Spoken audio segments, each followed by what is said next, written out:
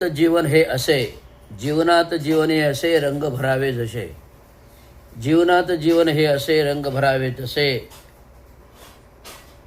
आणि माणसाने जगावं माणसासारखे, माणसाने जगावे माणसासारखे. विश्वाने निसर्गाने निर्मिती केली. या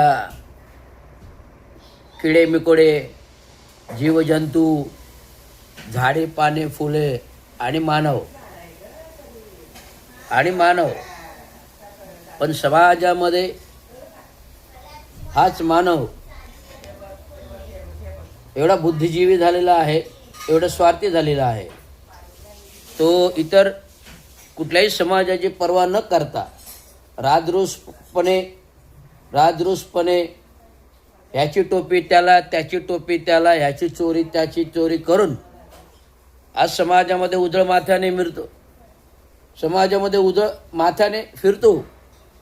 ज्या महामानव विश्वभूषण परमपूज्य डॉक्टर बाबासाहेब आंबेडकरांनी संविधान घडवले, घटना घडवली, लोकशाही घडविली, लोकशाहीची नीतिमूल्ये शिकवली. परंतु आपण ह्या लोकशाहीच्या नीतिमूल्याला पायदळी तुडून राजकारणातून राजकारणी खोट्या प्रसिद्धीपोटी, खोट्या भ्रष्टाचारापोटी नेते म्हणतात, मंत्री म्हणतात, राजरोसपणे उजळ माथ्याने फिरतात.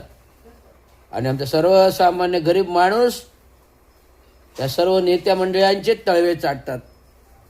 ही काय अवस्था आहे. आज जो आपण म्हणतो ना स्वर्ग आणि नर्क,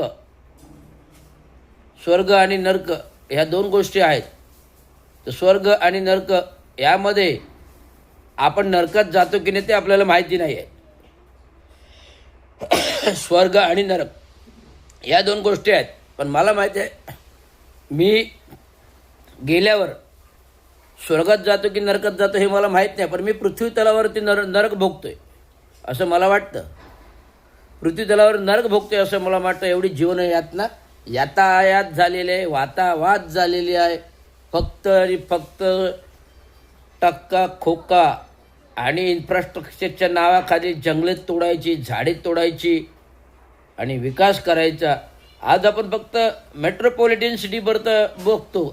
आज आपण फक्त मेट्रोपॉलिटन सिटीपर्यंत बघतो. मुंबई, ठाणे, कल्याण, डोंबिवली, उल्हासनगर, अंबरनाथ, वसई, विरार, पालघर, नवी मुंबई, पनवेल, रायगड जिल्हा, खोपोली जिल्हा. पण आज आपण दूरदूर खेडेगावापर्यंत पोचलो का?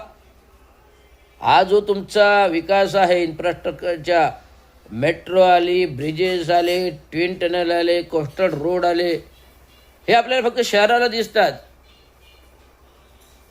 समृद्धी मार्ग आला, अटल सेतू आला, नरेंद्र मोदी स्टेडियम आला, दामोदर मोदी अहमदाबादला सर्वात मोठं, तिथे आपण IPLची फायनल मॅच भरवतो, वर्ल्ड कपची फायनल मॅच भरवतो. चित्रपटले सृष्टीतले सिने तारका येतात. ह्या जीवनाचं जीवन ह्यांचंच महत्त्वाचं आहे का असं मला तरी वाटतं. ह्या लोकांना कष्ट नाही करावे लागेल. हे जे सिने तारके, हिरो, राजकारणी, हे जे सिने तारके आहेत, हिरो हिरोईन आहेत, राजकारणी आहेत, यांना सर्वसामान्य जीवन भोगावं लागत, कष्ट भोगायला लागत. त्याने फक्त एक पाय उचलला की करोडो रुपये येतात, एक हात उचलला की करोडो रुपये येतात, एक लुक दाखवला की करोडो रुपये येतात जाहिरातीद्वारे, विविध जाहिरातीद्वारे. परंतु खरा कष्ट करणारा माणूस, जो मोलमजुरी करणारा माणूस, जो रस्त्यावर माती काम करतो, खोदतो, तो खरा माणूस, तो खरा जीवन, तीच खरी व्यक्ती असं मी मानतो. कारण हे जीवन जन्मलो मी, मला माहिती आहे काय परिस्थिती असते. आपलं घर कुटुंब चालवण्यासाठी मुलं बाळ, आई वडील माती कामाला, माझ्या लहानपणी पाहिलेलं आहे माती कामाला. आणि आज धनाढ्य उद्योगपती होत आहेत. रिलायन्स अंबानी काय, अदानी काय, टाटा काय, बिर्ला काय, यांनी एक रस्ता खोदला, केबल टाकली का तो श्रीमंत होतो. ह्यांना इतिहास काय आहे? हा जीवन हा निसर्ग एक कालचक्रावरती चालतो. हा निसर्ग एक कालचक्रावरती चालतो. जिथून सुरुवात होते तिथे येऊन आपला मृत्यू होतो हे सर्वांना कळत नाही. जिथे सुरुवात होते तिथे येऊन आपला मृत्यू होतो हे सर्वांना कळत नाही. एक जीव दुसऱ्या जीविकेवर उपजीविका करतो, एक जीव दुसऱ्या जीविकेवर उपयोग करतो आणि एक श्रीमंत दुसऱ्या श्रीमंतीला खाऊन टाकतो, एक जीव दुसऱ्या जीविकेवर उपजीविका करतो आणि एक श्रीमंत दुसऱ्या श्रीमंताला खाऊन टाकतो, ते दुसरा श्रीमंत तिसऱ्या श्रीमंतीला खाऊन टाकतो. राजकारणातही तसंच आहे. एक राजकारणी दुसऱ्या राजकारणाला संपवायला निघतो, एक पक्ष दुसऱ्या पक्षाला संपवायला निघतो. अशी सत्तेचं गणित आहे, सत्तेचं राजकारण आहे. मंत्रिपद जेवढं बोलू विचार याच्यावर जेवढं विश्लेषण करू तेवढं कमीच आहे. याच्यावर विश्लेषण करू तेवढं कमीच. त्यामुळे मी रोज सकाळी उठलं हे प्रबोधन करत असतो की लोकांनी नीतिमूल्य जपा, लोकांनी नीतिमूल्य जपा. आपण काय करतो त्याचं आत्मपरीक्षण करा. लोकांनी नीतिमूल्य जपा, लोकांनी नीतिमूल्य जपा. आपण काय करतो त्याचं आत्मपरीक्षण करा, मग दुसऱ्याला सल्ले द्या.